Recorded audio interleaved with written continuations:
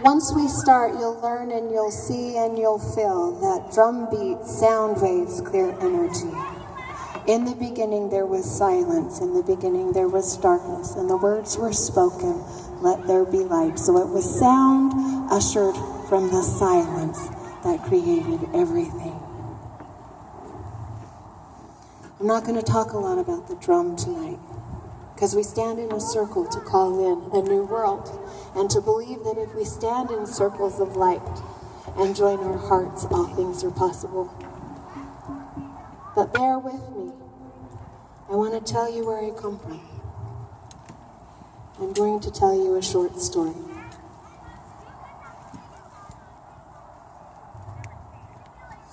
My grandpa on my paternal side is named Carmel Patton.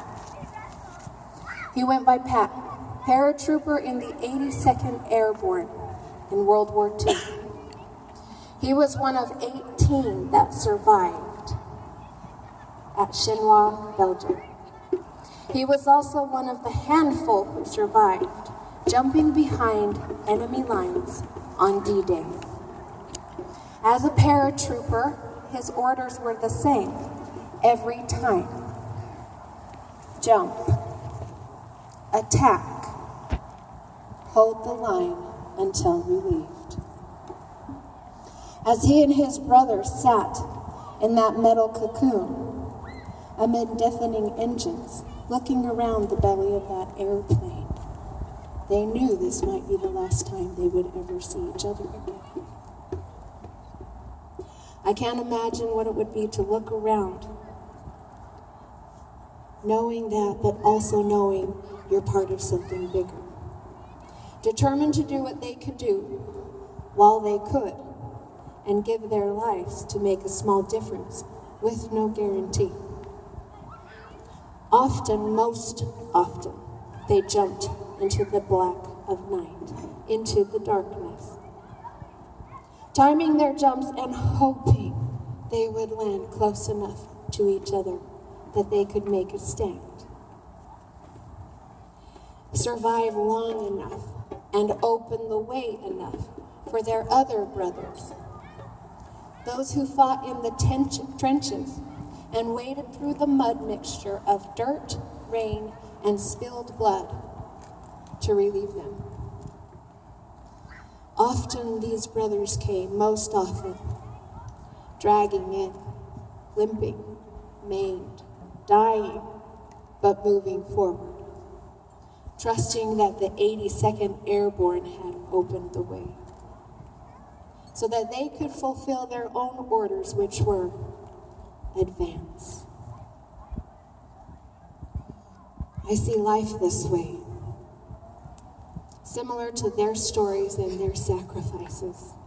I see that before we came here to this earth, this pre-life stuff, we stood with our soul family, look around. We were all in the belly of the plane. We saw humanity, we saw the darkness. We saw humans hurting and killing one another.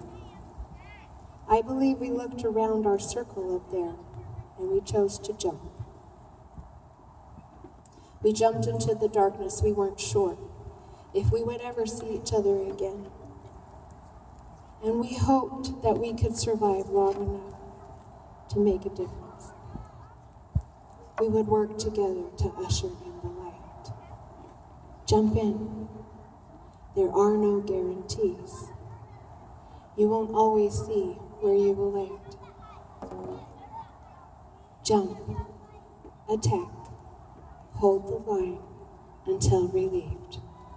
Our ancestors and theirs before them, the continual march of humanity has been calling to the great and noble spirits of earth. Those from generations before on earth, those who came before us, dragging, maimed, limping, but trusting in a better tomorrow. Trusting that we, humanity, can make it.